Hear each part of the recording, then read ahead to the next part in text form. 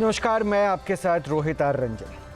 संगम में स्नान के बाद खड़ा हुआ विवाद दरअसल अब दो फाड़ होता हुआ नजर आ रहा है। बयानों के साथ साथ अब बड़बोलापन भी नजर आने लगा है। अब ऐसी स्थिति बन गई है जिससे हो सकता है कि राजनीतिक पृष्ठभूमि में संतों को आपस में बंटते हुए देखा जा रहा है। हर किसी की अपनी राय है। ज्योतिर्पीठ के शंकराचार्य अभिमुक्तेश्वरानंद सरस्वती, उनके बयान ने अब और ज़्यादा हंगामा खड़ा कर दिया है। योगी आदित्यनाथ के ऊपर दिए गए बयान और उसके साथ ही ये तय करना कि किसे मुख्यमंत्री होना चाहिए या नहीं होना चाहिए, ये प्रश्न खड़ा कर गया कि क्या संत तय करेंगे मुख्यमंत्री या पीएम कौन होगा। क्या ऐसे कथन, ऐसे वचन एक संत के लिए सही है? क्या वाकई अब राजनीति इतनी होने लगी उन बयानों के बाद कि शायद संतों में मतभेद और मनभेद की स्थिति बन गई है? ये तमाम पहलू हैं। हम खुद भी स्वामी अभिमुक्तेश्वरानंद से थोड़ी देर पहले हमने बात की है, उनसे वो जो बात का हिस्सा है वो हम आपको दिखाएंगे। लेकिन कुछ सवाल हैं, उन सवालों के साथ सबसे पहले इस डिबेट की शुरुआत करेंगे। सवाल है कि मुख्यमंत्री पद पर किसे होना चाहिए? क्या ये संत तय करेंगे? क्या संगम स्नान विवाद पर राजनीति करना उचित है? क्या शंकराचार्य विवाद पर संत समाज दो धड़ों में बंट गया है? ये ऐसे प्रश्न हैं जिस पर आज हर कोई जवाब जानना चाहता है। हमारे साथ और भी मेहमान होंगे, उन मेहमानों से भी हम आपको पहले एक बार मिलवा देते हैं। हमारे साथ स्वामी आनंद स्वरूप हिंदू धर्माचार्य होंगे, हमारे साथ महंत रामदूत दास हैं, हिंदू धर्माचार्य हैं, नीति शर्मा है, हिंदू धर्माचार्य हैं, डॉक्टर HS रावत है, हिंदू धर्माचार्य हैं, साध्वी विश्वरूपा हैं, हिंदू धर्माचार्य हैं। आप सभी का बहुत बहुत स्वागत है। मैं एक एक करके आप लोगों के पास आऊं, उससे पहले मैं शंकराचार्य अभिमुक्तेश्वरानंद से कुछ बात हमने जो थोड़ी देर पहले किया है उस हिस्से को दिखा दें, क्योंकि हमने कुछ समय पहले स्वामी अभिमुक्तेश्वरानंद से बात की और स्वामी जी से पहला सवाल जो मैं अपने पूछ रहा हूं वो है, स्वामी जी, जो आपका आंदोलन है वो दरअसल कब तक चलने वाला है? हमारा जो आंदोलन है ये जारी रहेगा। मेला के समाप्त होने से आंदोलन के समाप्त होने का कोई मतलब नहीं है, क्योंकि ये सनातन धर्मियों का अपमान है। और मेला समाप्त होने से सनातन धर्मी थोड़े समाप्त हो जा रहे हैं, सनातन धर्मी तो बने हुए हैं। इसलिए पूरे देश में इसकी मुहिम जगाई जाएगी और आगे लाखों लोग यहाँ पर आएंगे हमारे साथ पालकी उठा करके। तो स्वामी जी, आपको क्या लगता है कि आपकी सुरक्षा में कोई खतरा है क्या, जो आप CCTV कैमरे लगाए हैं? बात यह है कि CCTV हमारे शिष्यों ने लगा दिया। उन्होंने कहा कि कोई सुरक्षा तो आपकी है नहीं, पता नहीं किस समय क्या हो जाए, कम से कम घटना जो हो जाए उसका फुटेज तो अपने पास रहे। तो हमने हाँ कह दिया कि ठीक है, लगाओ, तुम्हारी इच्छा। ठीक है, सुरक्षा होनी चाहिए, सुरक्षा के लिए कोई दिक्कत नहीं है। लेकिन स्वामी जी, करीब 1 हफ्ते हो गए हैं आपके आंदोलन को। आपकी इस मामले पर शासन के लोगों से फिर कोई बातचीत हुई क्या? बात यह है कि पहल तब हो जब उनको अपनी गलती का एहसास हो। उन्हें अपनी गलती का एहसास ही नहीं है। वो तो समझते हैं कि हम जो कर रहे हैं सब ठीक कर रहे हैं। अब जनता ने हमको वोट दिया है तो हम चाहे गाय काटें, चाहे संतों को मारें, अब सब ठीक है। अब तो हम विकल्प ही नहीं है हिंदू जनता के पास, किसको वोट देंगे? हिंदू जनता के पास कोई विकल्प नहीं है। व्हाट्सएप यूनिवर्सिटी में यही पढ़ा है कि नहीं कि विकल्प क्या है हिंदू जनता के पास? हम ही हैं। तो अब जब विकल्प ही नहीं है, निर्विकल्प हो गए, तो उसके बाद तो जो चाहेंगे करेंगे। क्या कर लोगे? ये उनका अहंकार है कि हमारे सिवा कोई विकल्प नहीं है। अब हिंदू जनता हमको वोट देने के लिए बाध्य है, हम जो चाहेंगे करेंगे। तो इस तरह से जब उनको निर्विकल्प आप बना देंगे और सत्ता उनको अंधा होकर के सौंप देंगे तो वो तो यही करेंगे, उनको क्या दिक्कत है? ठीक है, ये राय है, लेकिन इस देश में वही तो है ना, लोकतंत्र की खूबसूरती है। वैसे स्वामी जी, अगले कुछ दिनों में मेला समाप्त हो जाएगा।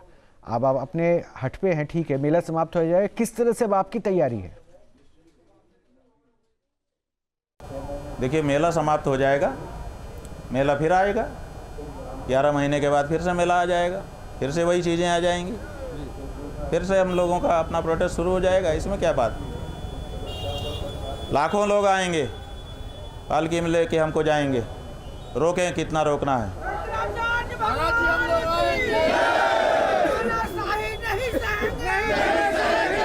हम घोषणा करके आएंगे, तिथि बता देंगे, जगह बता देंगे, वहाँ से पालकी हमारी निकलेगी, लाखों लोग रहेंगे। चलाओ गोली, कितनी चलाते हो? बनो अंग्रेज डायर बनो। गोली संत पर नहीं चल सकता, ये हर कोई जानता है, ना ही पालकी को आपके कहीं ले जाने में कोई विरोध है। खैर ये अलग मुद्दा, इस मुद्दे पे भी मैं नहीं आऊँगा, लेकिन नेताओं को लेकर आपने कई बयान दे दिए हैं, आपकी नाराज़गी दिख रही है, और सियासी दलों को भी लेकर आपका अगर मैं दृष्टिकोण जानना चाहूँ तो वो क्या है? नेता लोग हमारे पास आए थे, अलग अलग पार्टियों के आए थे, बहुत सारे जो नहीं आए उन्होंने टेलीफोन से हमसे बात की, लेकिन हम किसी भी नेता से, किसी भी पार्टी के नेता से कोई अपेक्षा नहीं करते हैं, क्योंकि एक अपेक्षा हमने हर पार्टी के नेता से की थी और वो थी गौ माता की रक्षा। हम दिल्ली में हर पार्टी के दरवाजे जा चुके हैं, दरवाजे पे खड़े होकर के उनसे हमने अनुरोध किया कि भैया गौ माता के पक्ष में खड़े हो जाओ। आज तक कोई पार्टी नहीं खड़ी हुई। जो गौ माता के लिए नहीं खड़ी वो हमारे के लिए खड़ी होगी, ये सब दिखावा है। इसलिए किसी नेता से हमको कोई अपेक्षा नहीं है, हमको तो सनातनी जनता से अपेक्षा है, बस उन्हीं के दरवाजे हम जा रहे हैं और उन्हीं से बात कर रहे हैं। नहीं, अच्छा किया कि संत ने कम से कम ये बातें तो कह दी कि आपको किसी से अपेक्षा नहीं है, लेकिन आपके बयानों से जो है ना बहुत सारे नेताओं की उम्मीदें जाग गई है, उनको राजनीति करने का मौका मिल चुका है। लेकिन स्वामी जी, ये जो पूरा विवाद है, आप इसमें किसी ना किसी को तो दोषी मानते होंगे ना? कौन है दोषी आपकी नज़र में, किसकी गलती है? देखिए, पहली बात तो यह है कि जब पुलिस वाले हमारे साथ कर रहे थे तो हम पुलिस वालों को जिम्मेदार समझ रहे थे, लेकिन जब हमने देखा कि उनके साथ कलेक्टर, कमिश्नर, मेलाधिकारी, जिलाधिकारी और एसपी, यहाँ तक कि मुख्य सचिव खड़े हैं, हाँ गृह सचिव खड़े हैं। मैं आखिरी एक सवाल और समझना चाहता हूँ स्वामी जी, आपको नहीं लगता है इस पूरे मुद्दे पर सियासत ज़्यादा हो रही है? जिस तरह से आपने बयान दिया, उसके फ़ायदे नुकसान हर कोई अपने हिसाब से कैलकुलेट कर रहा है और उस हिसाब से राजनीतिक रंग दे रहा है। राजनीति हो रही है तो राजनीति का मौका कौन दे रहा है? ये तो भारतीय जनता पार्टी ने दिया है ना। भारतीय जनता पार्टी के लोग अगर आ गए होते और जो गलती हुई उसकी क्षमा याचना कर लिए होते, हमको स्नान करा दिया होता, तो उनको मौका मिलता। आप उनको खुद मौका देंगे और कहेंगे कि राजनीति कर रहे हैं। राजनीति करने वाला राजनीति नहीं करेगा। आपने नहीं किया है। आपने सिलेंडर के दाम बढ़े थे तो नहीं सड़क जाम की थी सिलेंडर लेकर के। आपने बैलगाड़ी पे नहीं यात्राएं निकाली थी, जनता को कितनी तकलीफ हुई थी। जब आप राजनीति करो तो राजनीति नहीं है, दूसरे राजनीति करें। उनको मौका किसने दिया? उनको मौका बीजेपी दे रही है। बीजेपी की या तो मिली भगत होगी कि भाई तुम्हारे लिए भी हम मौका दे देते हैं, तुम भी अपनी राजनीति कर लो। शुक्रिया आपका हमसे जुड़ने के लिए। तो ज्योतिष मठ के शंकराचार्य स्वामी अविमुक्तेश्वरानंद सरस्वती को आपने सुना, लेकिन अब अपने मेहमानों को भी सुनना ज़रूरी हो जाता है। मैं उससे पहले थोड़ा सा पीछे लेके चलता हूं। 8 अप्रैल 1989 की बात करता हूं। 8 अप्रैल 1989 को ज्योतिष पीठ के वरिष्ठ संत बोधश्रम ने दरअसल उनके निधन के बाद स्वरूपानंद सरस्वती को उत्तराधिकारी घोषित किया, और उसके बाद उत्तराधिकारी घोषित करने के बाद वो दरअसल खुद को शंकराचार्य के तौर पर स्थापित करते हैं। लेकिन 15 अप्रैल 1989 को ज्योतिष पीठ के ही वरिष्ठ संत शांतानंद जी के शिष्य, और वो है वासुदेवानंद सरस्वती, उन्होंने अपने आप को उत्तराधिकारी घोषित कर दिया और वो भी शंकराचार्य कहलाने लगे।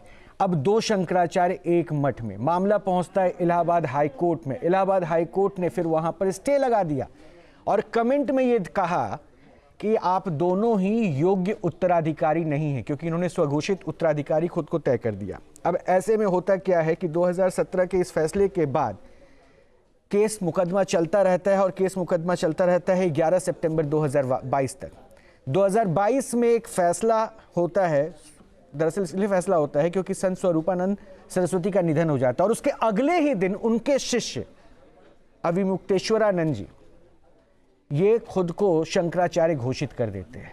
लेकिन वहां भी चुनौती दी जाती है गोविंदानंद के द्वारा। गोविंदानंद सरस्वती सुप्रीम कोर्ट पहुंचते हैं, याचिका फाइल होती है, और याचिका के बाद 16 अक्टूबर 2022 को सुप्रीम कोर्ट ने अविमुक्तेश्वरानंद के ऊपर पट्टाभिषेक और छत्र चवर को बैन कर दिया, रोक दिया। मामला अभी भी पेंडिंग है। ये पूरा सिलसिला था। अब इसको लेकर आइए संगम तट पर। संगम तट पर क्या हुआ? संगम तट पे उस वक्त जो हंगामा हुआ वो होना था, चाहिए था या नहीं होना चाहिए था, ये मुद्दा पीछे चला गया। क्या गलत हुआ या क्या सही था, ये मुद्दा पीछे चला गया। लेकिन उसके बाद प्रशासन ने इसी सवाल को पूछा था, जिससे अविमुक्तेश्वरानंद जी नाराज हो गए, और उसके बाद बयानबाजियों का दौर चला। यहां तक कि बयानबाजियों के दौर में उन्होंने ये भी कह दिया कि योगी आदित्यनाथ की जगह केशव प्रसाद मौर्य को सीएम होना चाहिए। अब प्रश्न पे आते हैं, जो मूल प्रश्न है, आनंद स्वरूप जी से, स्वामी आनंद स्वरूप जी से।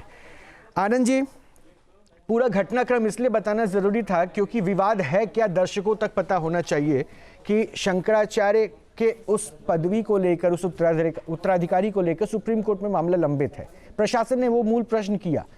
पहलू वो नहीं है, पहलू ये है कि क्या वाकई एक शंकराचार्य के पद पर जो आसीन हैं उनका ये बयान सही है किसी राजनीतिक चेहरे को लेकर, किसी मुख्यमंत्री को लेकर। औरंगजेब,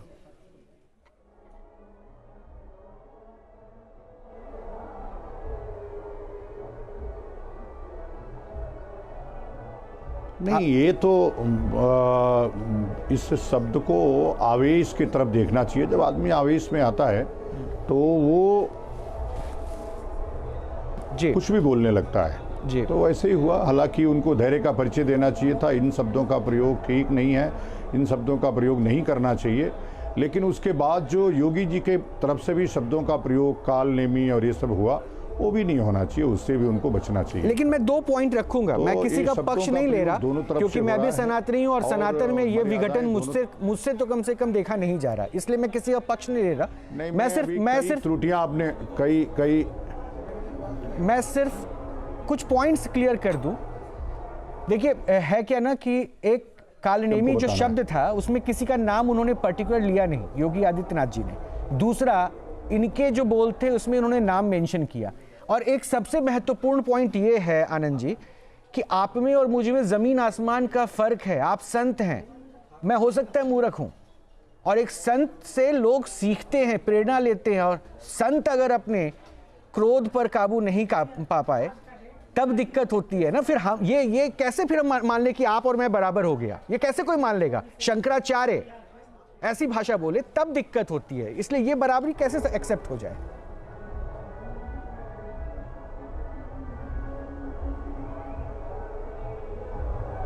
हाँ, ठीक बात है। लेकिन संत भी मनुष्य शरीर में है तो उसको क्रोध आना स्वाभाविक है।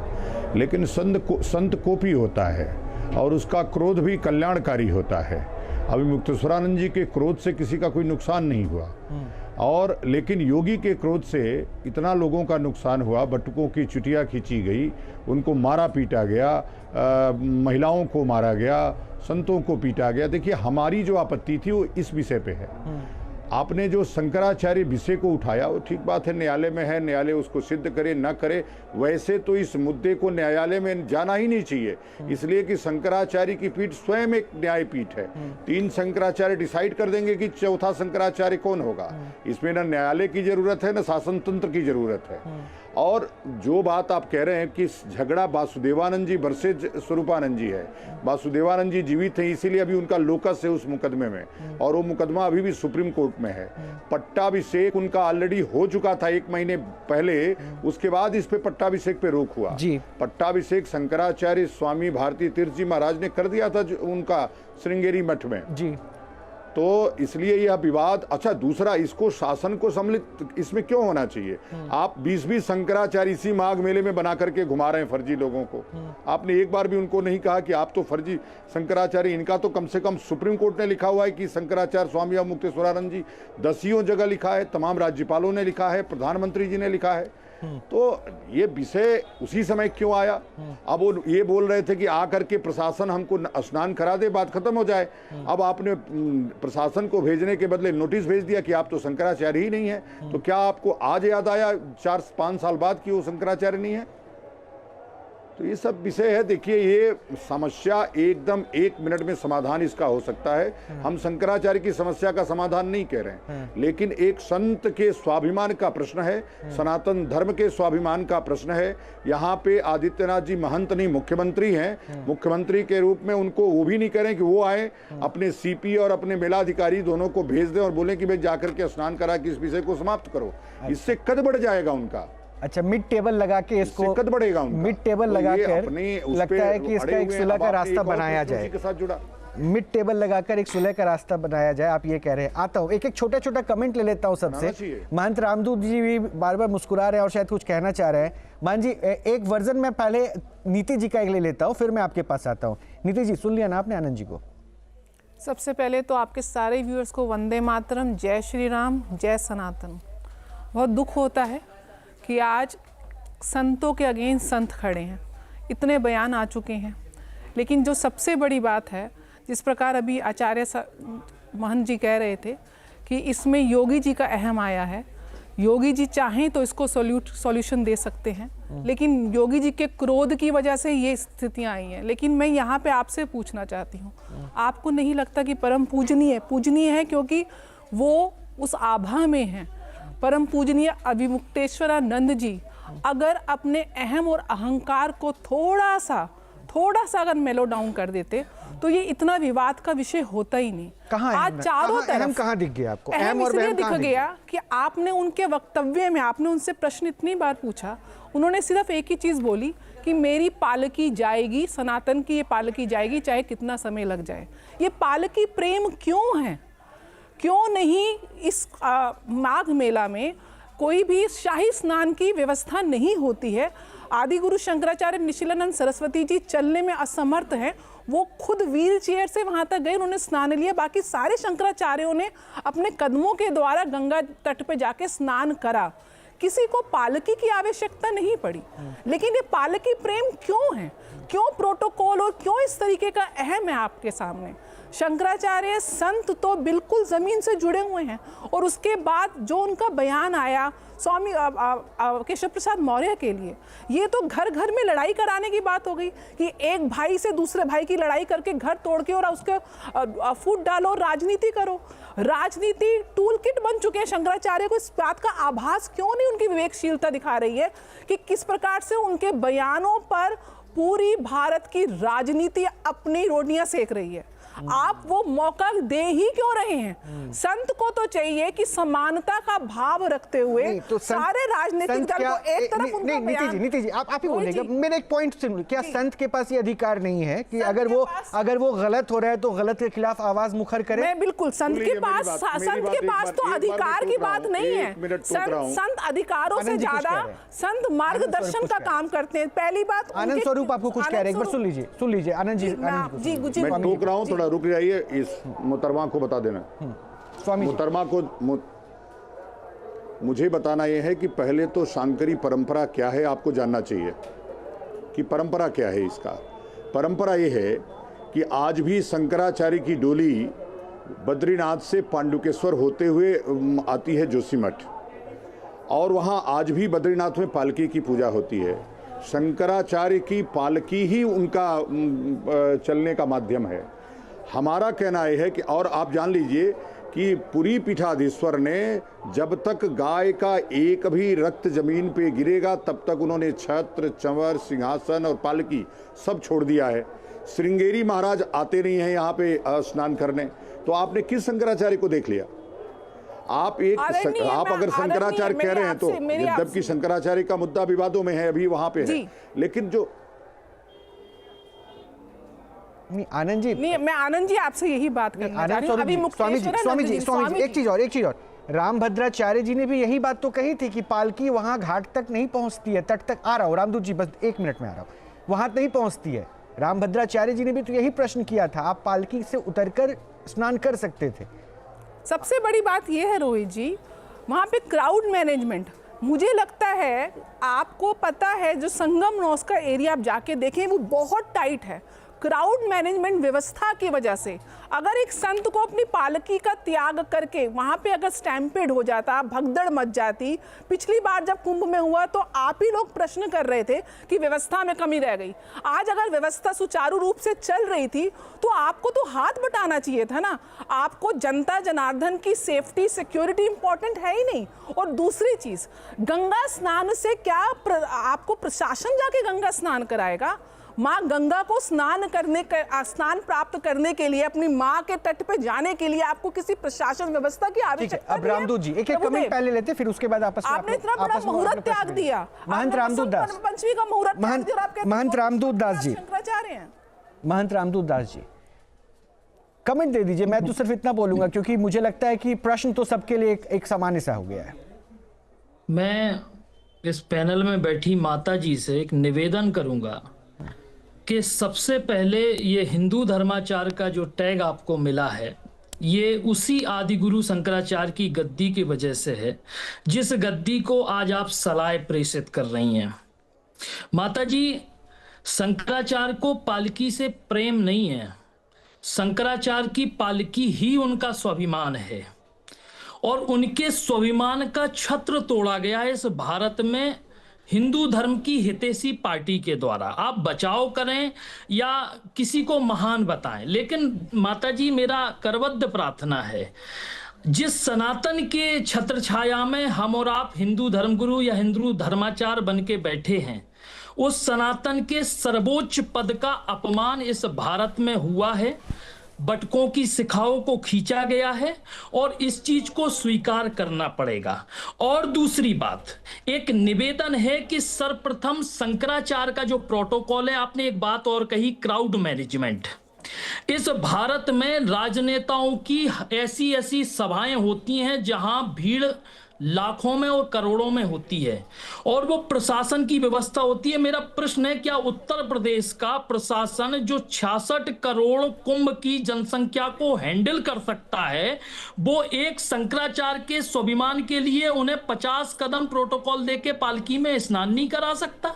क्या उत्तर प्रदेश का राजा एक योगी होते हुए इतना ज्यादा मतांध हो चुका है कि उसे सर्वोच्च पद, जो खुद में एक योगी है, उसी पीठ के नीचे गोरखनाथ पीठ उससे बड़ी नहीं हो जाएगी शंकराचार्य पीठ से, उस पीठ के नीचे होते हुए उसे शंकराचार्य का स्वाभिमान सम्मान नहीं दिख रहा है? चलिए मैं एक चीज मान सकता हूं कि सर्वप्रथम प्रशासन की गलती हो सकती है, प्रशासनिक अधिकारियों या पुलिस वालों की गलती हो सकती है, लेकिन अगर राजा मौन रहता है गलत के साथ तो कहीं ना कहीं राजा भी दोषी कहलाता है। और वो ऐसा राजा जो सनातनी हो, योगी हो, जो स्वयं राम का हो, और किसी राम का राजा होते हुए और उसके ही सर्वश्रेष्ठ पद का अगर अपमान होता है ना देवी जी इस भारत में, और इस भारत में जो आर्यवर्त है, जो राम से पहचाना जाता है, तो ये मुद्दा विचारणीय बनता है।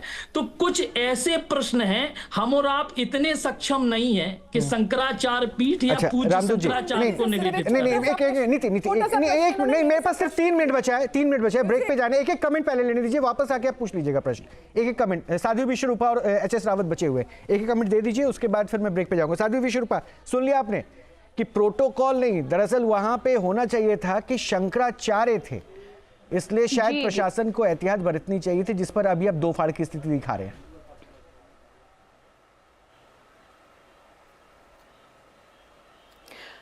निश्चित रूप से रोहित जी, मैं कई दिन से ये जब से मुद्दा चल रहा है तो प्रतिदिन डिबेट में बैठती हूँ और अभी तक जो भी हुआ बहुत अमानवीय हुआ, गलत था।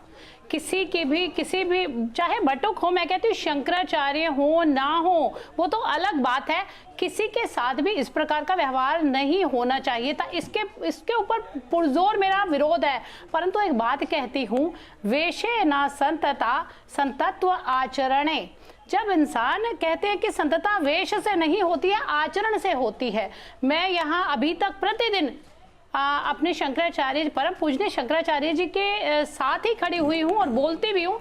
परंतु मैं उन्हें भी एक बात कहना चाहूंगी, जब भी अभी एक महाराज जी अभी कह रहे थे कि सलाह नहीं देनी चाहिए, ये नहीं करना चाहिए, परंतु जो शंकराचार्य है कौन, बनाया किसे जाता है, उस पर भी ध्यान दिया जाइए। उसमें धैर्य होना चाहिए, संयम होना चाहिए, मौन होना चाहिए। और इतना क्रोध एक शंकराचार्य को शोभा नहीं देता है।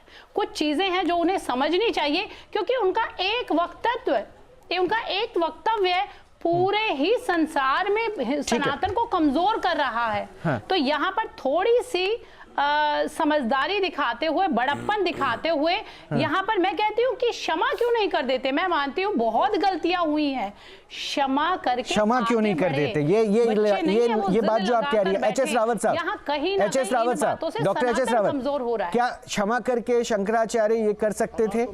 इस मुद्दे को तुलना मिलता? क्षमा मांगेगा तब तो क्षमा करेंगे।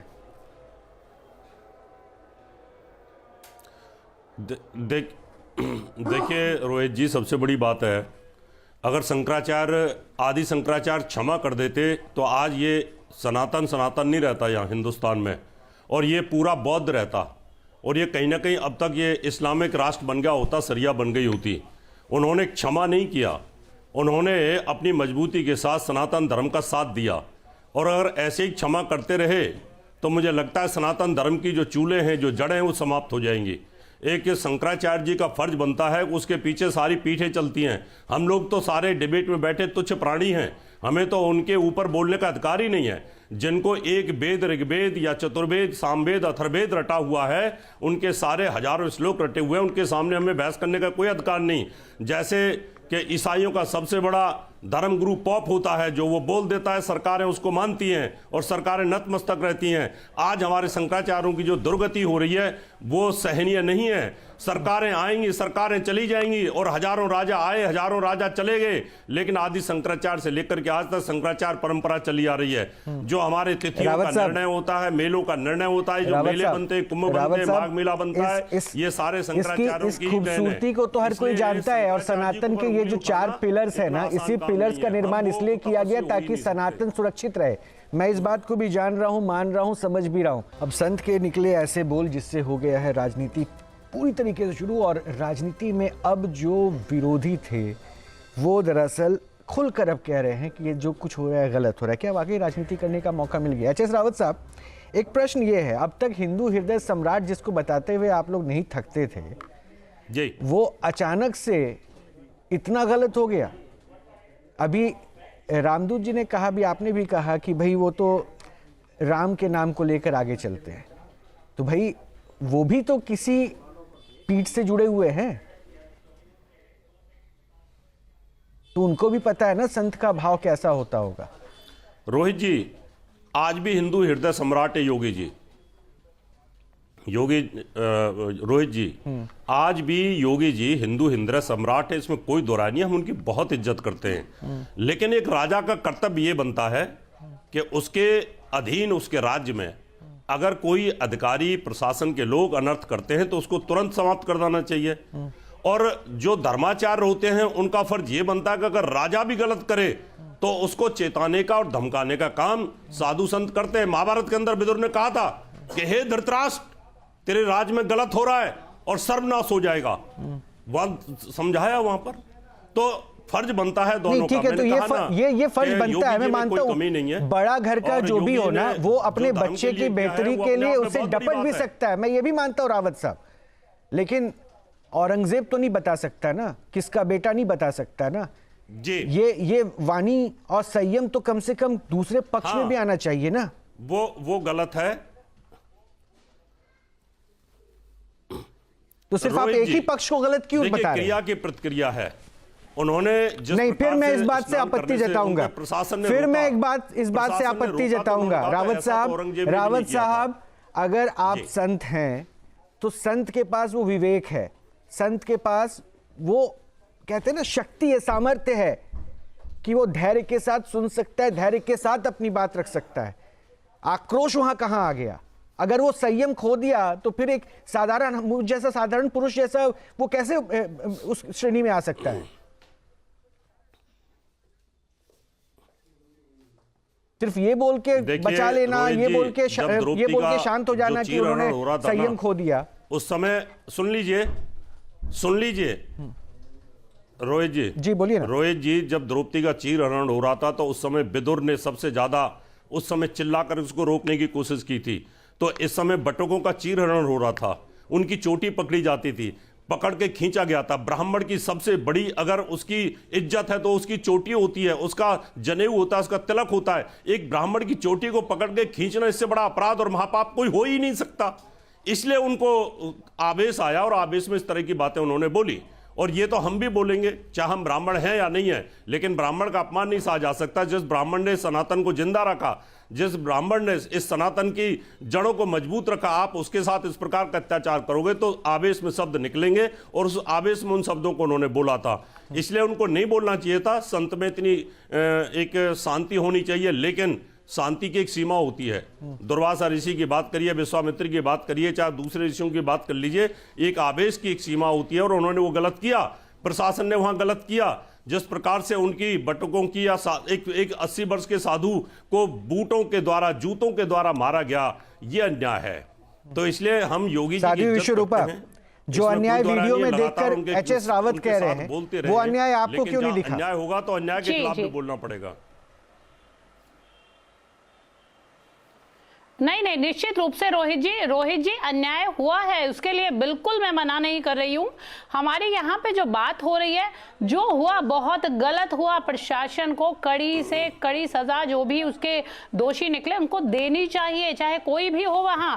परंतु यहाँ बात हो रही है कि जो सनातन परंपरा में शंकराचार्य का जो स्थान होता है, शंकराचार्य जी का स्थान होता है, वो जो मार्गदर्शक का माना गया है, ना वो सत्ता के पक्ष में होते, ना वो सत्ता के विरोध में होते हैं। अगर कहीं कुछ ऐसा कार्य सत्ता के द्वारा किया जाए तो उन्हें बड़े संयमित और शास्त्र सम्मत वाणी से मार्गदर्शन करना चाहिए। हम सिर्फ ये बात कह रहे हैं, ये बिल्कुल नहीं कह रहे कि तो गलत हुआ या नहीं हुआ। देखिए इतिहास भी गवाह है, राजनीति को प्रेरित करने वाले स्टेटमेंट कोट कर रहे हैं साध्वी विश्वरूपा। आप ये कह रहे हैं कि मतलब वो राजनीति, जिनकी जो बातें हैं वो कहीं ना कहीं इंस्पायर्ड बाय पॉलिटिक्स है। निश्चित रूप से देखिए, अगर मैं कह रही हूं, अगर कोई क्रिया करे, कोई क्रिया का प्रतिक्रिया अगर कर रहे हैं, तो फिर वहां संत कैसे वो संत कैसे कि वो उसी की भाषा में बात कर रहे हैं? नहीं, आप बहुत बड़ा क्वेश्चन उठा रही हैं। यहाँ पे सोचने वाली बात है। बहुत बड़ा क्वेश्चन उठा रही हैं। धर्म का प्रभाव होता है, नहीं, आप बहुत बड़ा क्वेश्चन उठा रही हैं कि वो संत कैसे, वाणी से ज्यादा पड़ता है।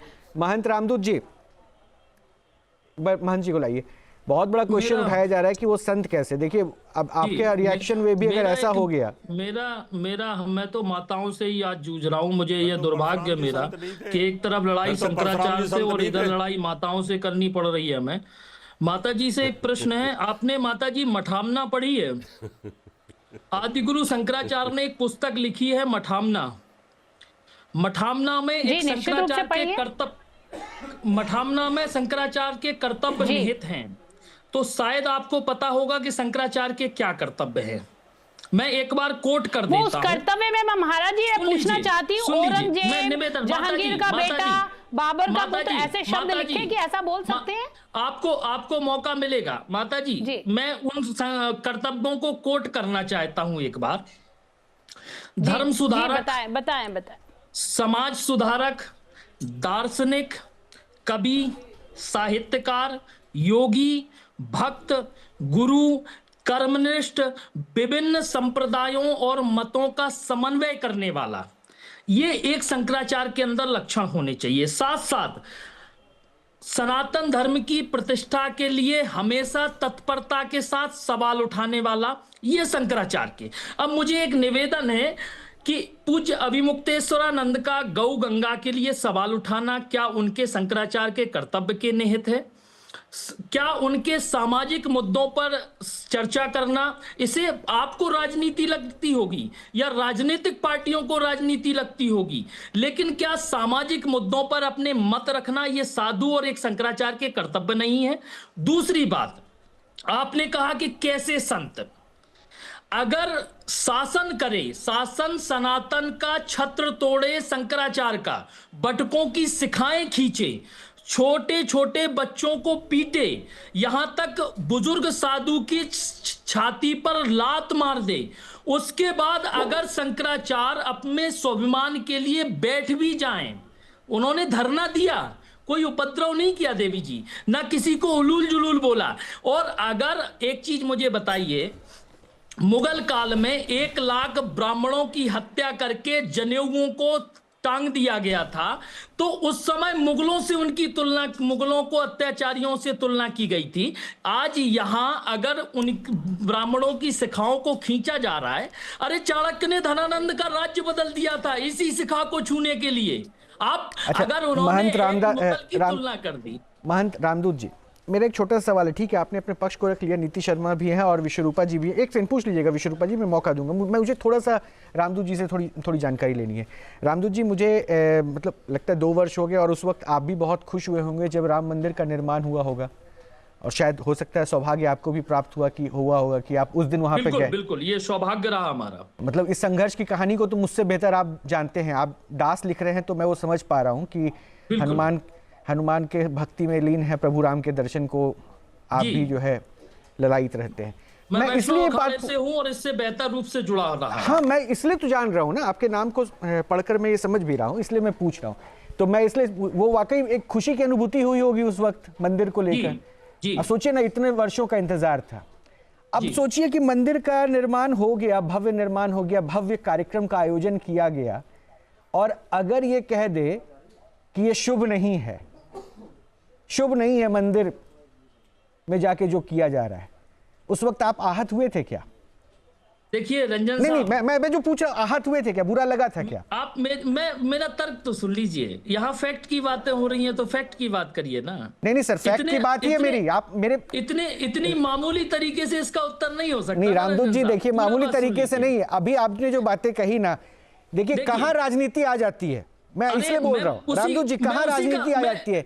वही शंकरानंद अभी मुक्तेश्वर। सुन लीजिए, मैं एक लाइन पूरी कर दूं, फिर आप बोल दीजिएगा। भारत का भ्रम है, सुन लीजिए। एक लाइन पूरी कर दूं, उसके बाद आप बोल दीजिएगा। मैं अपने प्रश्न को रख देता हूँ। वही शंकराचार्य थे अभी मुक्तेश्वरानंद, जिन्होंने राम मंदिर के उस कार्यक्रम का विरोध जताया, पार्टी विशेष को कटघरे में खड़ा किया, और इतने भव्य आयोजन को दरअसल राजनीति का एक मुद्दा बना दिया उनके बयान से। और आज फिर वही हो रहा है, आज फिर वही हो रहा है। ऐसे स्टेटमेंट क्यों कोट किए जाते हैं जो राजनीतिक विषय बन जाता है, मैं ये कह रहा हूं। रंजन साहब, इसमें समझने की बहुत ज्यादा आवश्यकता है। आज सनातन दो पहलुओं पर चल रहा है, एक राजनीतिक पहलू, एक शास्त्रीय पहलू। अभी मुक्तेश्वरानंद जी का वो बयान आप सुन लीजिएगा। शास्त्रीय पद्धति में बिना शिखर के विराजमान किए कोई भी मंदिर अधूरा माना जाता है, और बिना शिखर के विराजमान होने तक उस मंदिर का शिलान्यास या पूर्ण रूप से उसका, तो जो दूसरे शंकराचार्य वहां मौजूद थे रामदूत जी, वो गलत थे या फिर वो जानकार नहीं थे? हो सकता है, अच्छा हो सकता है। अच्छा। आज मेरी बात समझिए, आज मेरी बात समझिए। क्या तब आपने उस वक्त विरोध किया था रामदूत जी, या फिर या उल्लास में थे? देखिए, शास्त्रीय, मैं एक वैदिक ब्राह्मण हूं, मैं ज्योतिष से जुड़ा हूं, शास्त्रीय पद्धति से जुड़ा हूं। तो जो शास्त्रीय पद्धति अनुमति देती है धर्म में, उसका बहुत ज्यादा महत्व होता है। अब इसे एक राजनीतिक प्रोग्राम बना लो या शास्त्रीय प्रोग्राम बना लो, इसे धर्माचार के अनुसार चला लो या राजनीतिक रूप से चला लो, ये तो भारत चल रहा है।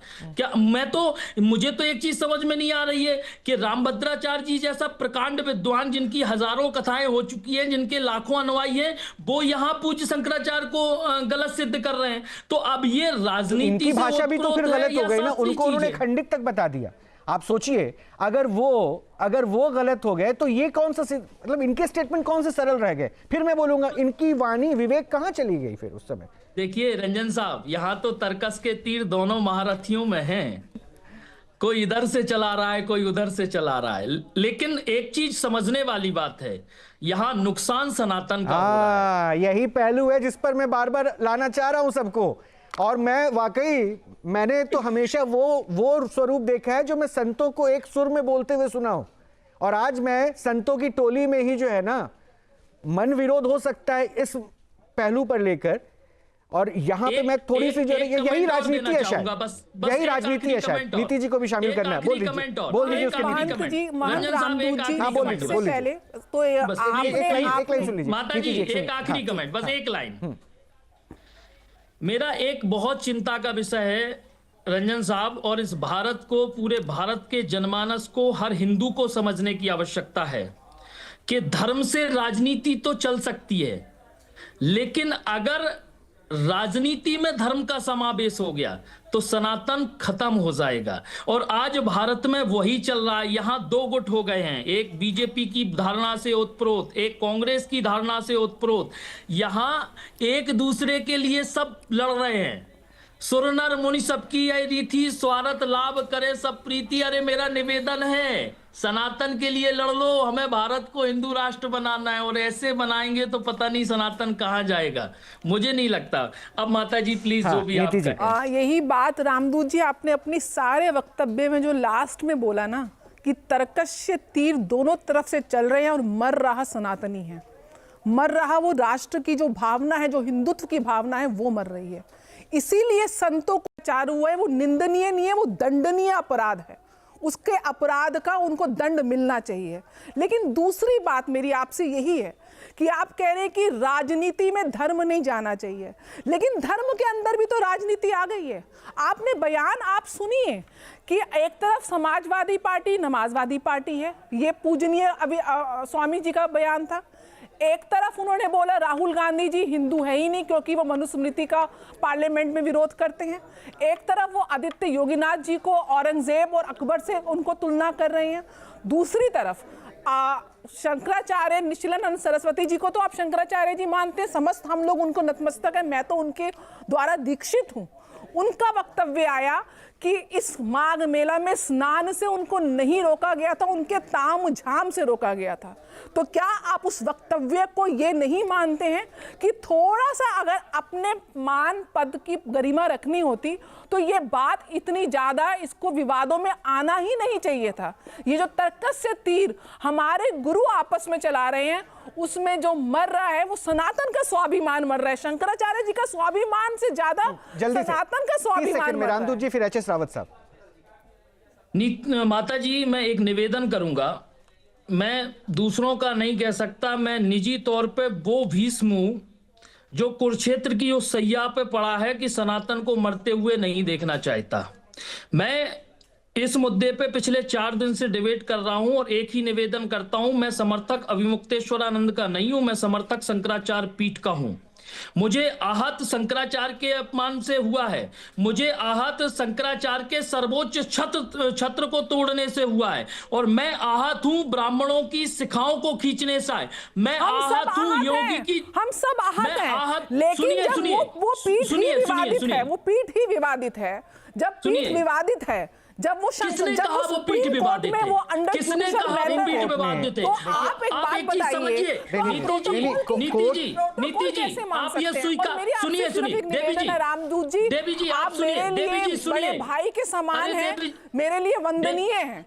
मेरी आपसे अनुरोध है कि यहाँ पे डिबेट्स में मेरा और आपकी लड़ाई हमको समाज को नहीं दिखानी है, हमको हमारी एकता दिखानी है, सनातन के प्रति समर्पण दिखाना है, अपने गुरुओं का सम्मान दिखाना है। और अगर मेरी हल्की सी अहम को मैं पीछा रख के अपने धर्म को आगे रखती हूँ, एच.एस. रावत को भी शामिल कीजिए, एच.एस. रावत को भी शामिल कीजिए। हाँ, जल्दी से एच.एस. रावत से अपना कमेंट ऐड कर दीजिए। देखिए, मेरा मतलब बिल्कुल सही है। जब उन्होंने ऐसे स्टेटमेंट कोट किए हैं, पॉलिटिक्स तो होती आई है, और जो नीति कह रही थी वही बात तो है। धर्म में राजनीति की एंट्री करवा दी गई ना। राम मंदिर बन रहा था, उसका शिलान्यास हो रहा था, तब भी इनको दिक्कत थी, और तब भी उनके बयान पर दूसरे पॉलिटिकल पार्टीज ने माइलेज लेने की कोशिश की थी। आज भी आपकी नाराजगी प्रशासनिक अगर उस अमले से रोहित था, जी सुनिए, तो जुबान तो कम से कम कंट्रोल हो सकता था। हाँ, बोलिए ना रावत साहब। रोहित जी हम लोगों का धर्मगुरुओं का, शंकराचार्यों का और ज्योतिषियों का एक दायित्व बनता है कि पंचांग के अनुसार शुभ मुहूर्त देखा जाए। देव सो रहे थे, उस समय पर मुहूर्त किया गया था। विरोध भी किया हम लोगों ने टीवी चैनलों पर कि भाई इस समय देव सो रहे हैं। कोई भी ज्योतिषी देव सोने के समय कोई मुहूर्त नहीं निकालता, तो उसमें विरोध करने में क्या बुराई है? अगर धर्म की रक्षा के लिए अगर कोई बात बोल दें तो क्या हमने अपराध कर दिया? कोई अपराध नहीं है। उस समय हमने बोला था हर चैनल पर कि भाई ये इस समय देव सो रहे, और देव सोने पर नींव नहीं खोदी जाती, जमीन को खोदा नहीं जाता। तो इसका मतलब या तो ज्योतिष को हम उठा के फेंक दें, और या फिर उन लोगों की मान ले जो पावरफुल आदमी है। ऐसा नहीं होना चाहिए, क्योंकि कोई भी जो पीठ है ना, मैंने फिर कहा, सरकारें आएंगी, सरकारें जाएंगी, लेकिन पीठ हमेशा सनातन धर्म की रक्षा के लिए है। शंकराचार्य पीठ जो है, वो जो चारों पीठें हैं, हमारे चारों वेदों के लिए हैं, हमारी रक्षा के लिए हैं। हमारे जितने भी विवाद होते हैं, चाहे होली का हो, दिवाली का, त्योहार का, उनको उन्हीं की जो पीठ के ज्योतिषी होते हैं वो निपटाते हैं। उन पर गुरुकुल चलते हैं, वहाँ से अच्छे अच्छे विद्वान निकलते हैं। उनको सरकार को पूरी मान्यता देनी चाहिए। ये दुर्भाग्य है कि चारों पीठों के शंकराचार्यों में से इतना बड़ा भव्य राम मंदिर बना हो कोई भी नहीं था।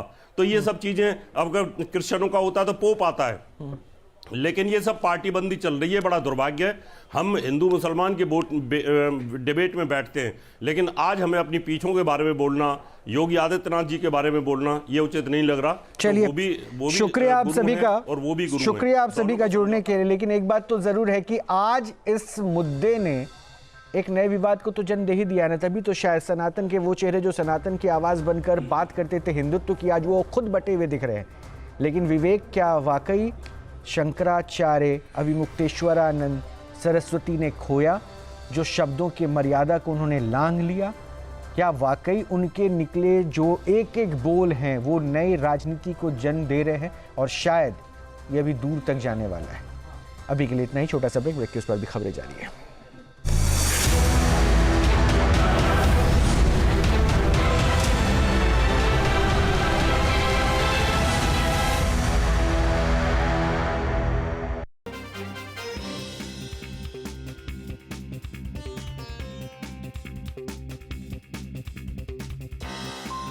आपके मोबाइल पर तुरंत आएगी ब्रेकिंग न्यूज। स्क्रीन पर सबसे पहले दिखेगी बड़ी खबर। देश दुनिया की हर खबर एक जगह। अब आपके मोबाइल पर तुरंत फटाफट इंस्टॉल कीजिए न्यूज नेशन ऐप और रखिए खुद को अपडेट।